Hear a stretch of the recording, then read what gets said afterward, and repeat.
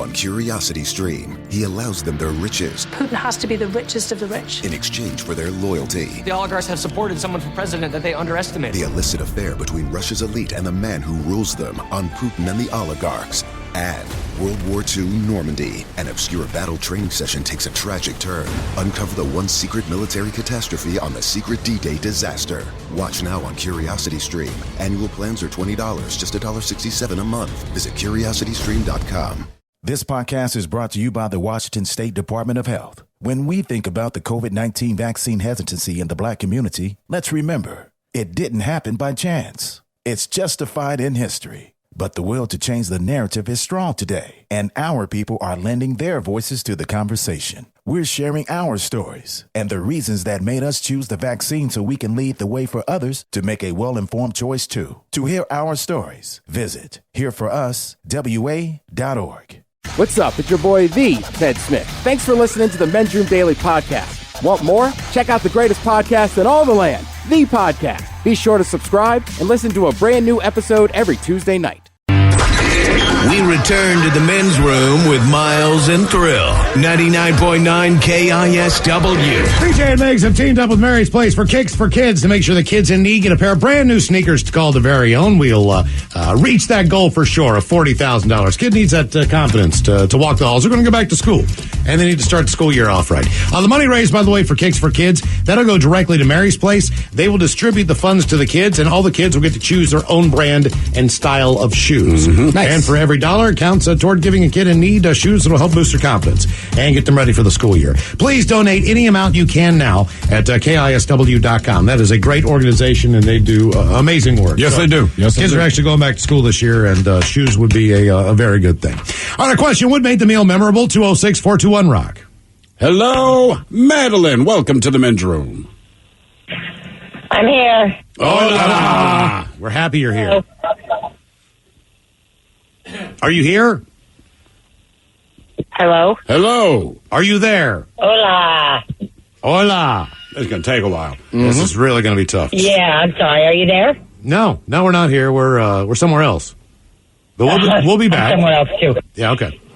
So what made the meal memorable? Every Sunday we used to go over to Grandma's house for dinner, and this particular time she was making a pot roast with carrots and potatoes and gravy and all that. And there was probably about 10 of us. And so when dinner was ready, Grandma and I would dish up everybody's plates, and so it came down to just her and I needing a plate. And when I went to scoop up my carrots and potatoes, I scooped up a big cigarette butt. Oh, wow. What kind of cigarettes was Grandma smoking? Pall Mall unfiltered. Grandma smoked in filters.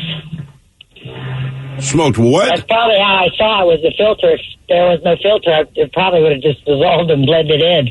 Oh, yeah, that's a good point. Mm-hmm. Yeah. I'm going to be honest with you, man. I cannot believe that I did not eat more cigarette butts as a child, at least with my grandmother. She was always cooking when we showed up at the house, and she was never not smoking a cigarette. But she was one of those people, because people don't do this much now. But back in the day, a lot of smokers, if they wanted to talk to you, they just kept a cigarette in their mouth.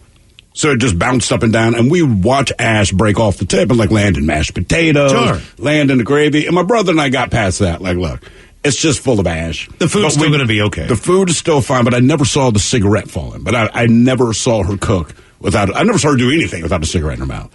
It didn't matter, man. She could go take a dump, and she'd light a cigarette, go in the bathroom, light it up. That's sometimes the best time. That is a very good time. What made the meal memorable? 206-421-ROCK. Yeah, it is weird. You're right. I remember seeing a lot of cigarettes hanging out of people's mouths. But, and I don't know when it changed, but for the most part, if someone talked to you back in the day and they smoked, they never pulled it out of their mouth. They just kept talking. Yeah. You know, I think would bounce up and down. Now it's just take it out of your mouth for a second. Just a second. Hello, Aaron. Welcome to the Men's Room. Hola. Hola. So I was in the Navy, and I had been on about a 20-hour shift, and I hadn't eaten the entire time. Work's finally done. I'm sitting in front of the computer in my office with the lights off. I grab a granola bar, a Kashi bar, open it up, and I take a bite. And normally, they're ridiculously chewy and tough, but this one just crumbled in my mouth. So I open my mouth, and with the computer in the background, I can see bugs flying out of my mouth with maggots. You sound like a character from The Mummy. You got bugs flying out of your mouth. Hopefully, that's the last one of those you ever ate. Absolutely not. We bagged that sucker up, threw it out, and I said, give me another one right now or I'll never eat it again. And chomped through another one, and I've been good ever since. Okay. All right. At least you overcame your fear. What kind of bugs do you think were flying out of your mouth? The worst kind. I have no idea, man. I'm a mechanic, but I know I didn't live in there anymore. I've seen everything. God damn, man. Yeah, I don't think I've ever had a bug. We had a weird moth infestation in my where I grew up in the home. So whatever these larvae were, they would little tiny moths would be everywhere. Yeah, like the kind that would leave dust someplace. And so anytime anything, I mean, you had to check the box thoroughly. So like even in the cereal box, Jesus, you could take the bag out, and in the bottom would be all the eggs and stuff. So it wasn't that they were necessarily they would get in that cereal. But right when they were hatching, so we basically had to go through, and I remember this, man, we threw everything out that we had, cleaned the place, and then, sanitized everything, bleached the shelves, did all these things. And I never heard my mom cuss like this before. She goes to the grocery store because she has to buy everything, sugar, flour. Right. I mean, all this dumb craps, cornstarch, you name it, all her baking things. Like, this stuff was in everything. And as soon as we got the place all cleared up, and she opened up the pantry for the first time to show, I think, my stepfather all the work that she'd done. Like, here's all the stuff we have now. We still need this. Like, 2 moths just kept flying out. You know what I mean? I out of nowhere. And I mean, right. She's like, God darn it. And that was the first time I'd ever heard my mom say the F word out loud. We had the occasional problem with the moths. You're right. God, I forgot about that. But one of the houses we lived in, we had a bad problem with carpenter ants, right? And they're bigger, hard-ass shell. And they didn't because they don't sting, they don't really do anything, but they're a nuisance. But we realized they targeted my cereal, because at that time I'm rocking the Frosted Flakes. So it's the only one that had, real sugar in it. And ants love sugar, man. I remember just pouring because when you open the box, you don't see them. And then as soon as you pour it, you start to see, a black speck. And then there's, a waterfall of ants. And, I mean, it just we throw out so much crap all the time. But basically, they'd buy me a box of Frosted Flakes, and after you had maybe 2 bowls, the ants found their way in. And it didn't matter what you did to try to seal it, try to hide it, all this crap. My father would freak out. But I think my favorite meal, I don't remember what we were eating. I just know the family of 4 sitting around the table. And my brother, unbeknownst to my father, about 2 days before this, my brother had volunteered to watch the fruit fly farm for his science class in high school, okay? And they had them, hermetically sealed in this blah, blah, blah. But he didn't tell my dad, right? And fruit flies were painted. So my father goes into his room, and he sees this tank full of fruit flies. And he calls my brother, Adrian, what in the F? And so my brother explains it. He goes, I'm doing it for the science project. I agreed I'd keep him here for the first week. And my father goes, look, if I find one fruit fly in this house, it's going to be your ass. My brother's response, of course, Dad, it's sealed with blah, blah, blah. My father rolls his eyes and goes, that's great. I'm telling you, if I find one fruit fly in this house, that's your ass. So my brother's like, fine, nothing to worry about. My brother is very confident that this sealed science project is fine, whatever. About 2 days later, we're sitting down, we're eating dinner. My father's looking down at his plate of food. And fruit flies fly, right? It's real kind of lazy. And so I see this itty bitty black dot kind of drift in front of my father, but he's not looking. He's looking down. And I can see my brother he straightens up real hard. His eyes kind of bug. Now my mom gets wind that there's a fruit fly, but she doesn't want to be a part of the carnage that is sure to happen if my father, who made it very goddamn clear, does not want to see a fruit fly. All right. So this thing's going around the table for 3 minutes, and he's not noticing. And I keep trying to talk because I want him to keep looking up. So, Dad, how was work? Hey, Dad. My brother's trying to kick me into the table. Please, please, please, please. Finally, my father, you see, he makes eye contact with this thing. And he's very quiet. He sets down his fork and his knife. He's very calm. And he points at it. And he looks at my brother and goes, Adrian, what in the F is that? That's a fruit fly. I said, I know it's a fruit fly. Why is it up here? There was an accident. What do you mean there was an accident? And I'm just sitting there at dinner because, look, I was the kid who always got in trouble because I'm me. My brother never got in trouble because he's him. And it's not that he even did anything wrong. It's just what he did not explain later is that the night before, his impenetrable fruit fly aquarium or whatever had fallen off of his desk and broken. There are now thousands of fruit flies flying in his bedroom, but he had kept his door shut. How did you get rid of them? I don't remember entirely, but I remember my father. So again, we're sitting at the table, and I'm just kind of finishing my meal and smiling because my father's being so calm. I know he's going to kill my brother. If he's so calm, this is real, real bad. So he and my brother get her from the table. My mother waves me back down to the seat because I want to follow. Like, I want to see how this is going to go down because this is awesome. But at the time, I don't know that his thing is broken yet, right? So they get up, they go downstairs to his bedroom, and you just hear my father screaming F-bomb. It's kind of muffled because they're below us. And I'm like, what? So now my mom jumps up because we don't know what's going on. We open his bedroom door. I mean, it is a black cloud in his bedroom. I mean, he slept in there the night before, but he was too scared to tell my father that this had gone down. My father lost his goddamn mind. I thought it was awesome. I had nothing to do with it. I watched my brother go down in flames. He drags my brother out of the house. They go to whatever store to buy whatever spray. But we had fruit flies for probably the next 3 years after that. Jesus. Because once you see one, it's already laid eggs. It's done. And in the wintertime, over. it's fine. But once it gets warm, they'll be back. And the thing is, my father's not the type who holds a grudge. But I mean, for a week after that, man, I started feeling bad for him. But like a week after that. Again, we sit down for dinner, and you'd see like 2 or 3 fruit flies go by, because that's what's going to happen now. And every time my father, he would look at my brother again, just be like, oh, because that's goddamn impenetrable. Because you know what you're doing. Goddamn genius. Thank you very goddamn much. I got this goddamn fruit. It was an awesome week for me. Terrible week for my brother. You guys ever been stung in the mouth with a bee before? No. Oh, God. So this is why, Ted, always you say, like, I'm trying to remember. You always have to drink out of a glass. This was the trigger. I was like 12, 13 years old. And for my birthday, I didn't have a party that year, I don't believe, Mike. But I did, once or every 2 weeks or so, my family would go to Sizzler. All right. And Sizzler was the steakhouse. It wasn't the greatest steakhouse in the world. They had steaks, and anytime we go with cousins, uncles, or whatever, all the big guys, they would always order a T-bone. Of course. Right. And the T-bone was like their steak. You know what I mean? Like, it was the big steak, and you could actually see it in the case when you walk by the front of the Sizzler. Anyway, so I'd always ask my stepfather if I could get the T-bone. And he was like, no, you're not big enough, and this and that. It's too expensive. It's $6.99. And that was like, so it's good. That included baked potato salad bar, dessert, drink. You know what I mean? But it was like, it was too expensive. So for my birthday, I wanted a T-bone steak on the grill, and I wanted a 6-pack instead of 3-liter bottles or 2-liter bottles, because they'd always go flat in like a day or two. I just wanted orange soda. So my mom got Faygo or Shasta or whatever the off-brand was at the time. So we're sitting outside, and I am fixated on the grill. I've got my can of Coke or my can of orange soda open, but it's on the table. I'm watching the T-bone. This is my first T-bone. I'm so fired up. I'm watching it sizzle. Stepfather puts it on the plate, brings it over and sets it down. I take the second drink of that soda, and a bee goes in my mouth and stings me on the inside of my lip. Within 30 seconds, my entire lip has swollen up to the point where it's numb. Right. You know what I mean? Like, I can't even taste the steak. You know what I mean? Like, it hurts but I'm still going to fight through it. I mean, like, my mom thought about taking me to the emergency room. And you're like, well, no, I'm eating the steak. She didn't know if I was, allergic to bees or whatever the deal was. She wasn't sure what stung me. And I mean, my lips just getting bigger and bigger and bigger. And I got this big piece of meat in front of me. I can barely open up my mouth.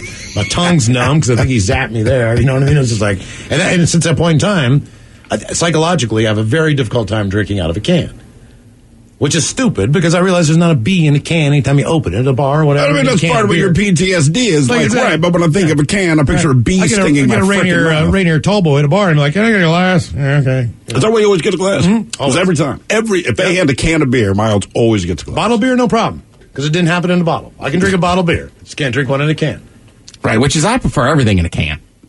Yeah, but I think if I did get stung on the lip, like my father, to this day, if he's outside with a can drink, his hand always just rests on top. He probably got the same situation. It wasn't him. He said it was a family reunion probably like 40 years ago. Oh, you have no idea. His cousin got stung. He said his cousin jumped up, started screaming, and then the time they said what happened, his cousin tried to explain that a bee had stung his lip. My father said it came up with a bee somewhere. Yeah. Right, the top lip is dropped. You basically walk around the rest of the night with like an ice cube melting in your lip. You know what I mean? And then you gotta go get another one. What made the meal memorable? 206-421-ROCK. Hello, Joe. Welcome to the men's room. Hello, gentlemen. Hola.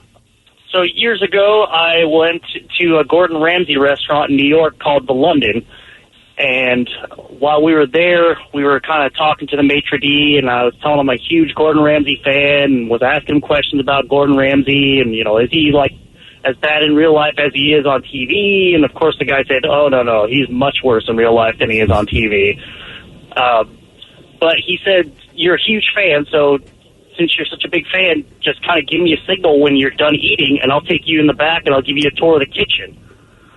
So we actually got a private tour of the kitchen and got to meet the head chef there, which was a super cool guy from Australia, and chatted with him for about 15 minutes and just got to kind of putz around in the kitchen and look around. That is cool. See, a positive story. Yeah. A positive meal story.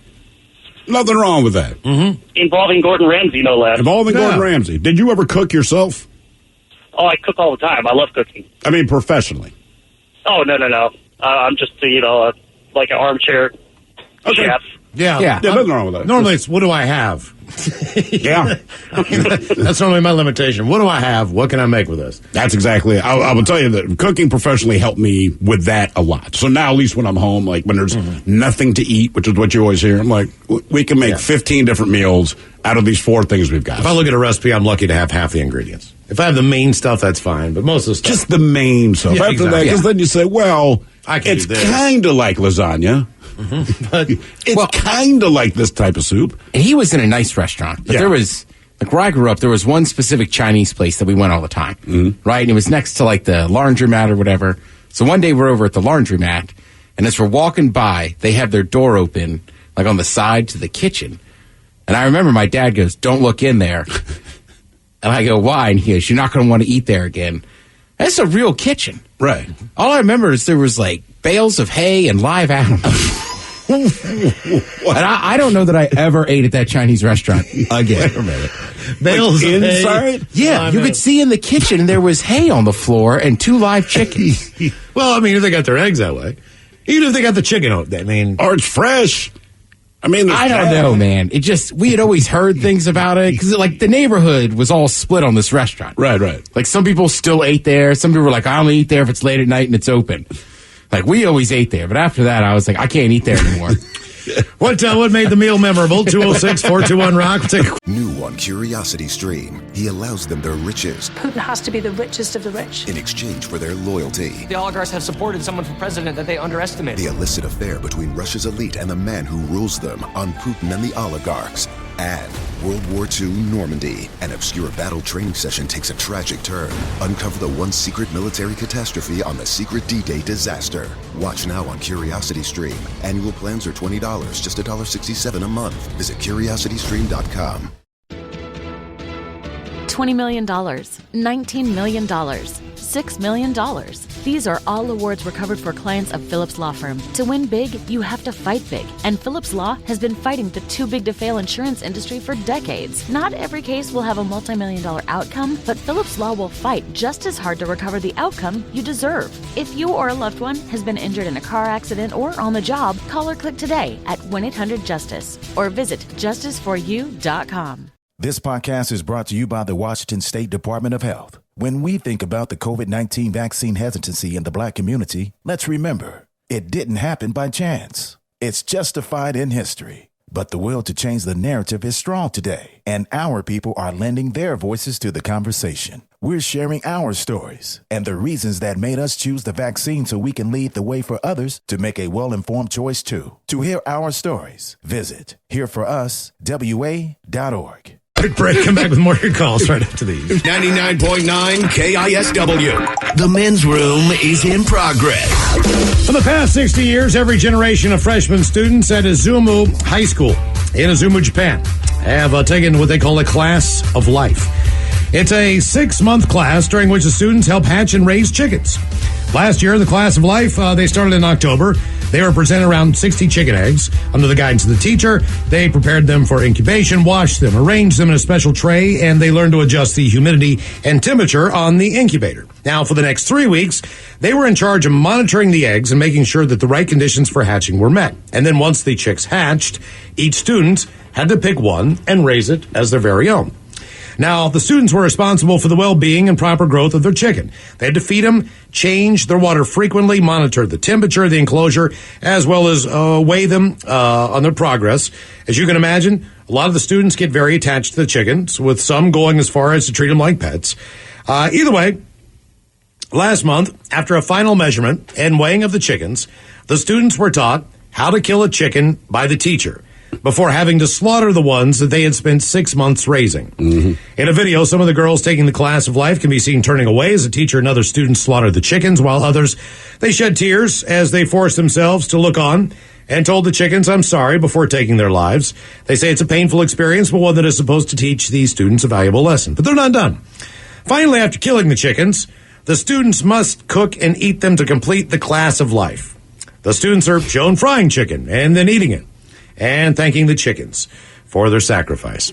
Chickens are like, F you, man. We were friends. They have the same class with fish, which I think would be a lot easier. But that's middle school, right? Yeah, so the chickens are high school. Sense. Yeah, that's an easy way in, maybe. I think a fish would be, you don't really... Fish is a little easier, but they said the problem that the middle school students have with the fish is that middle school kids are a lot more apt to name them. So what they found is, so with the high school kids, it's just, they've raised this bird, then they got to slaughter it and eat it. They said with the middle school kids, they're still at that age, just young enough where it's like, ooh, this is my little fish Nemo. Right? And they keep track and like, you're going to eat Nemo. He's going to be sashimi. What made the meal memorable? 206-421-ROCK. Seriously, stuff. That was the dish they had the kids make. Seriously, they had to cut that thing so you're eating it raw at that. Wow. Yeah, man. They're not messing around. Hello, Cody. Welcome to the men's room. Hola. Hola. Hey, guys. I was working at a nice little restaurant down in Portland. It was like my first job out of culinary school, and it was an open kitchen, so you could see everything that was happening on the inside. Yep. And I was making a salad for this couple, and they were sitting just right across the bar from me, probably like 2 feet away from me. And I was nervous, and I cut the tip of my finger off. Oh! And I stepped onto the counter to where they could see. They were painfully aware of everything that was happening in front of them. But I was bleeding so bad that I had to leave. It was a bad night. How much of a scene did you make? I mean, I've done it before. Because the knives are typically sharp. But, did the blood spurt out instantly? Oh, it did, and I tried to hide the stain as much as I could, but nothing doing. Right. So. Well, I know you had to leave, but it turned out when you went in the next time, did they leave you a nice tip? Still by square fingers, though. Damn. And they were able to put the finger back? Oh, no, I didn't cut it off that bad, but it was bad enough that it was memorable, that's for sure. Was that the worst mistake you made in the kitchen as far as injuring yourself? Oh, no, I've hurt myself lots of times. I made an ass out of myself many times. That's inevitable. In kitchens, for sure. Have you ever caught yourself on fire? I have caught side towels on fire, absolutely. Yeah, that's why they're there. Myself on fire, cut my fingers off. Good times. I'm convinced side towels are simply there to catch on fire. Honestly, guy, because you never think about it. You got your back to something, you turn around and someone's like, dude, towel's on fire. Like, oh, God, and take your tongs, you stomp it out. I hated working in open kitchens because, and I get it, I get the appeal. And it's interesting to people, and they want to watch you make the food, and I get it. But, man, if you're busy or something's going wrong, it's really hard to, hide it from people. Because there's certain things you just don't need customers to know. And I was working at a pizza place, and I don't know what it is. People love watching people make pizza. It's fine. It's busy. But on this particular dough that I'm starting to stretch out, there's this lump in it, man. And I think it's an air bubble, which is not uncommon. You just got to take your hand, pop it out of there. So I smack this thing, but the air bubble, moves. So I hit it, and that's not out of the realm. But after the fourth time, I'm like, it's not an air bubble. But there are customers kind of looking. They don't think anything is really untowardly. I'm trying to keep it cool, but I ripped the dough open. There's a Band-Aid in it. And I'm like, man. Yeah, but didn't you get a job in an open kitchen because the guy who came in before you was so ugly that they didn't want to hire him? Yes, and so that is... For the benefit, that says that you weren't as ugly as he was. I'm not so as you got ugly a job because it's an open kitchen and the dude who interviewed before you was ugly. And I want you to keep something in mind. I was homeless. So I rolled in there because I needed a gig. So I'm looking as bad as I've ever looked. But this dude, I remember he's kind of big. I don't remember what his face looked like. But it was the only other guy that I saw there for the interview. He's done, but he showed up in his chef's coat. I'm just like, dude, you're effed, right? This is kind of a fancy restaurant. I look like garbage. I smell like pee. But I sit down, and after the guy gets my credentials, he's like, yeah, listen, man, you're hired. I was like, really? He goes, look, it came down to you or the other guy. And he said, that other guy, he is so ugly, it's an open kitchen. And I thought he was joking. I'm kind of laughing a little bit. And this dude, Ken, was his name. He was very stoic about it. He goes, no, seriously. He's like, if you're working that station right there, most of the kitchen you could not see, but the gourmet and dessert station were out in public view, right on the other side of the bar. And he said, when people see ugly people, basically they eat less.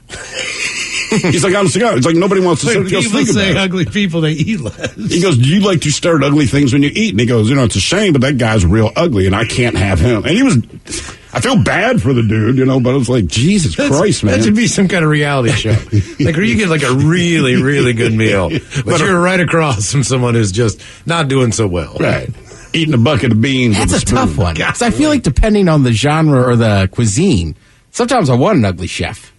This was highfalutin stuff for Baltimore anyway. This was a well-regarded restaurant. He just like, look, you can't look like that guy and be basically the sole representative of the kitchen because everyone else is hidden away. But he's like, I don't want people looking at them and trying to eat food. And he's like, you will get lower check values.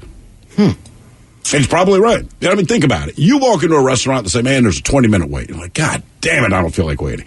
But if the hostess who tells you that is super hot, you're like, okay. Mm-hmm. Right.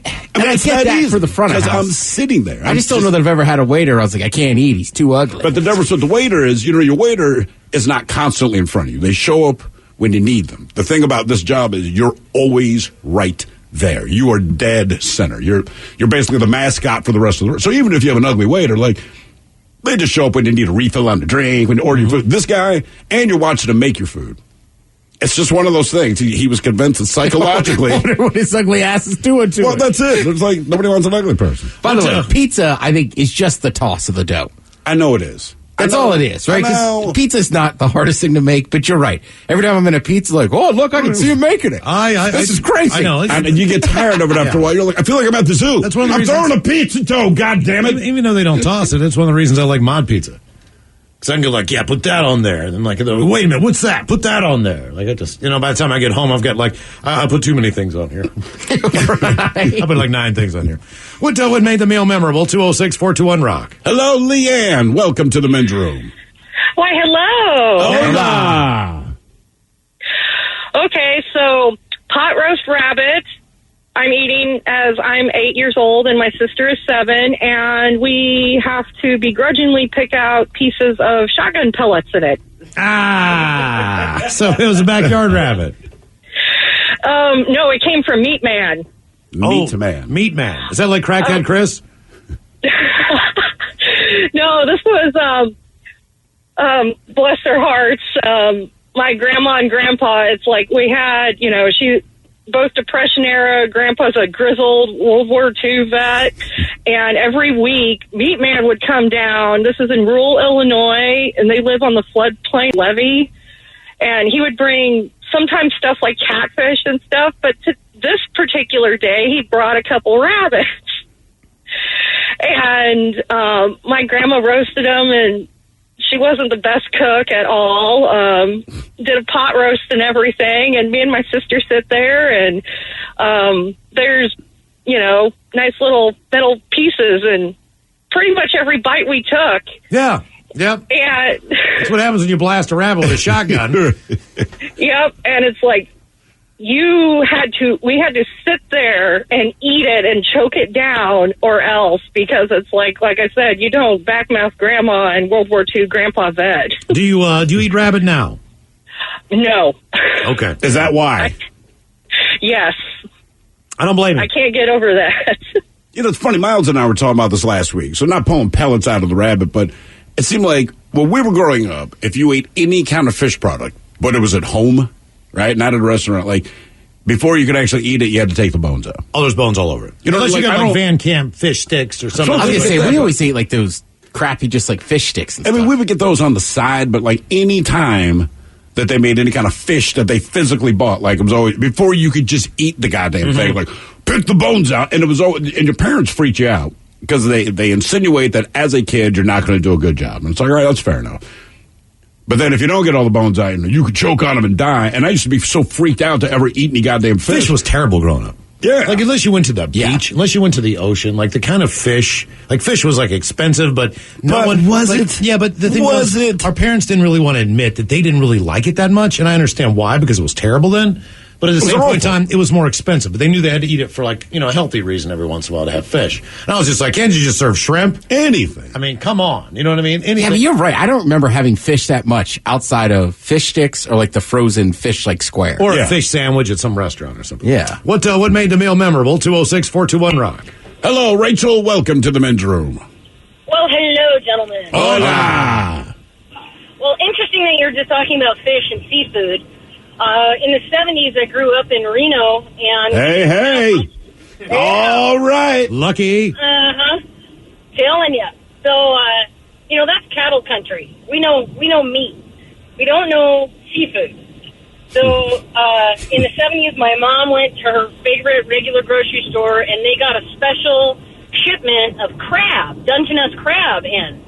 And she loves Dungeness crab. So she said, you know what? I don't care. I'm buying it. I'm going to take it home. I don't know anything about them, but I'm going to take it home, and I'm going to cook it. So she did exactly that and made a nice meal for herself, got a glass of wine, went down to her bedroom so she didn't have to deal with us kids, had the light out, the TV on, and she ate. She had a great day and loved it. And then went back to the grocery store the next day, and the butcher there asked her how she liked the crab, and she said it was great. And he said, did you have any trouble cleaning it? And she said, cleaning it? Oh, God.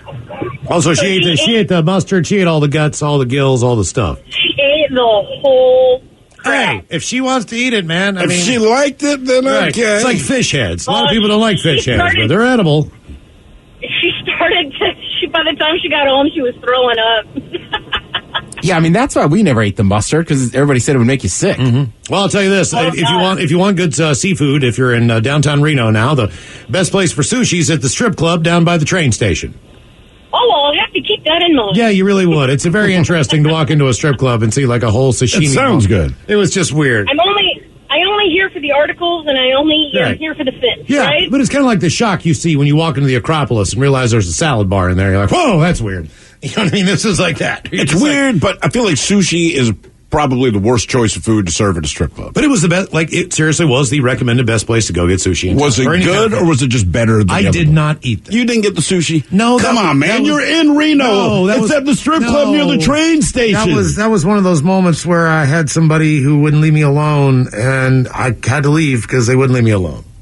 What, like the Chicken Denver kind of? You know, like if there are 50 women in this place, the last one that you would want to sit down and talk to you, that's the one I get every time. And so, but there's no. There's no. No, I'm okay. You know, sure, I'll buy you a drink, but, you know, you go do your thing. You know what I mean? No, I don't want that. No, I'm good. No, I'm watching her. No. And then after a while, it's just like, this is exhausting. I gotta get out of here. I mean, honest to God, like.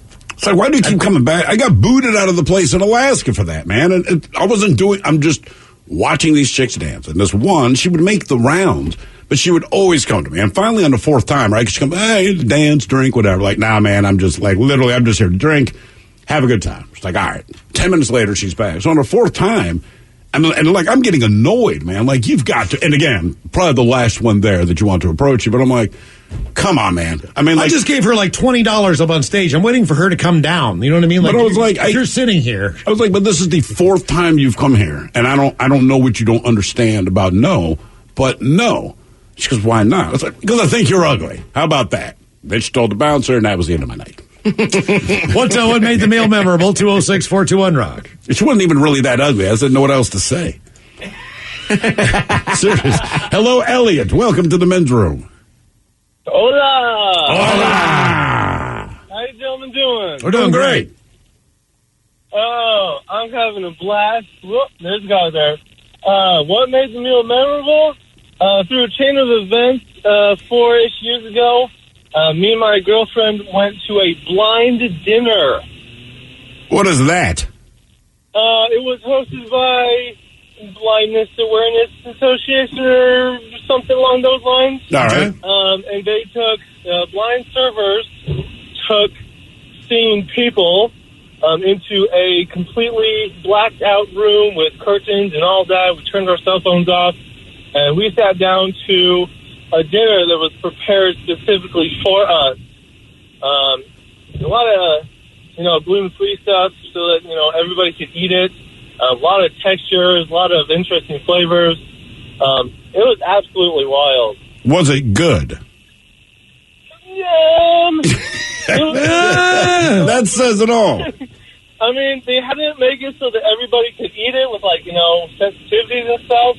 A couple of the segments were good, and most of them, you picked up a couple bites with your fingers and put it in your mouth, and young kids did not eat the rest of it. What was the weirdest texture that went into your mouth? The weirdest texture was probably one of the mashed bean things. At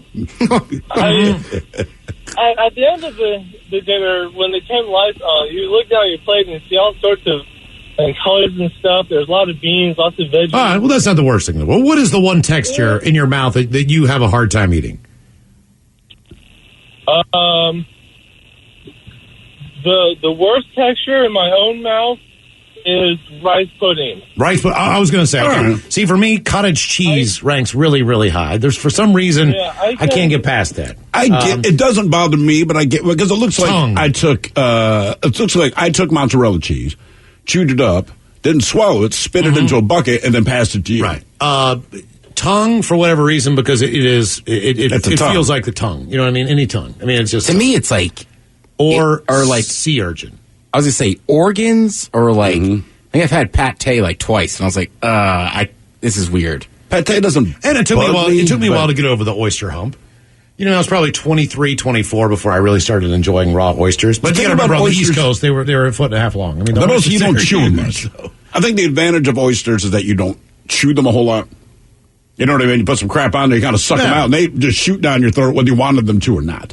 But I don't think I realized that. And we're talking about bigger oysters. So, like, even if I got fried oysters, they're always chewy, and that's the problem with the fried oysters, because the outside of it feels good, right? But nothing should feel like an oyster except an oyster. And then once you fry it, like my mindset's a little different, and then you get to this crispy outside, and you're like, oh. No, some places do it right. I mean, there's places in town here that do a great fried oysters. Fried oysters smell amazing. I had a guy, two dudes, I guess they were like fishermen or whatever. This is in New Orleans. So we're at a neighborhood bar, and they're in there talking at the top of their lungs, but they're talking to the bartender. And, yeah, we just came in with the boat. Oh, we had a good haul. Got all them sea boogers. I can't believe people fly all the way down just to eat sea boogers. Nothing but snot and shell. And then a piece of go. They're talking about oysters. I'm just like, you know what? I'm not going to order that dozen oysters I was about to get because he would not stop saying sea boogers. Clams, please. Yeah. What made the meal memorable? 206-421-ROCK. See, and I can only eat oysters now because I'm smart enough to chew them a little bit instead of just choking on them. Yeah. I just let the bad boy get on my throat. I always get the smallest ones I can that are not as briny and just shoot them. Yeah, I tried. Yeah. Hello, Justin. Welcome to the men's room. Hola, gentlemen. Hola. A couple years ago, I was floating the Snake River. I started up in Hells Canyon. So it was a four-day river rafting trip, and each day we'd have different meals. But at the end of it, we had basically a bend for yourself and whatever was left. Well, there was one leftover lasagna that my mom made for the whole group, and it was really freaking good. So instead of heating it up, I had the freezer seal bag, cut a hole in the bottom of it, and just sucked it out while floating in the river. Lasagna? Oh, yeah. So it was like a Go-Gurt lasagna. Those are two terms that should not really go together. But Go-Gurt lasagna. Did it taste the same? Oh, it was excellent. I mean, being on the river for like 4 days and then just floating in the non-rapid part, just sucking down lasagna was epic. Sucking on lasagna. Sounds like a euphemism. Lasagna, yeah. So if I came up with a product and in place of yogurt, it's just cold stewed lasagna. Is this something you would buy? Probably not, because my mom's lasagna is really awesome. It has a really good bechamel, and it has a really good what's the meat sauce called? Bolognese, and the noodles were just excellent. And after being vacuum sealed and cooked the day before, it was just excellent. You know, I don't know why I'm judging. I would do I'm a lasagna fiend. It could be liquefied. I would just drink it. You know what, though, too? It seems like no matter what the crap is you're eating for dinner when you're camping, because you've had such a long day and it's been so tiring, everything tastes good. Whether it's fine. Dehydrated chili or whatever the meals are. Like, whenever I get down to it, I'm just like, you know what, this stroganoff thing is not as bad as especially if you're doing something physical. Like, if you've been on a hike or whatever, you're just hungry. By the time you eat, you just doesn't mean it tastes good. That's just your body appreciating some sustenance. Everybody's got like a bowl and a spoon, and that's it. You know what I'm saying? Just like, give me another slop, spoonful. Like it gets down. It's just like, yeah. Is there seconds? There you go. You would never eat it at home. It tastes so good when you're camping. I want to open a restaurant where it's all about the sounds the food makes when we serve it. It's like school cafeteria. Poop on your tray. Here, kid. Eat that. What is that? Welcome to Sounds. Eat it. The restaurant of the future. What made the meal memorable? We've got your emails coming up next in the men's room at KISW.com. New on Curiosity Stream, she was a loving wife, a devoted mother. She also stole atomic secrets and gave them to the Soviets. Meet the woman whose deception kick-started the Cold War on the spy who stole the atom bomb. And What if they catch you? Then I shall be shot. They're coming! Come back! relive history's most death-defying escapes. It's Impossible Escapes, Civil War. Watch now on Curiosity Stream. Annual plans are $20, just $1.67 a month. Visit CuriosityStream.com. This podcast is brought to you by the Washington State Department of Health. When we think about the COVID-19 vaccine hesitancy in the Black community, let's remember, it didn't happen by chance. It's justified in history. But the will to change the narrative is strong today, and our people are lending their voices to the conversation. We're sharing our stories and the reasons that made us choose the vaccine so we can lead the way for others to make a well-informed choice too. To hear our stories, visit hereforuswa.org.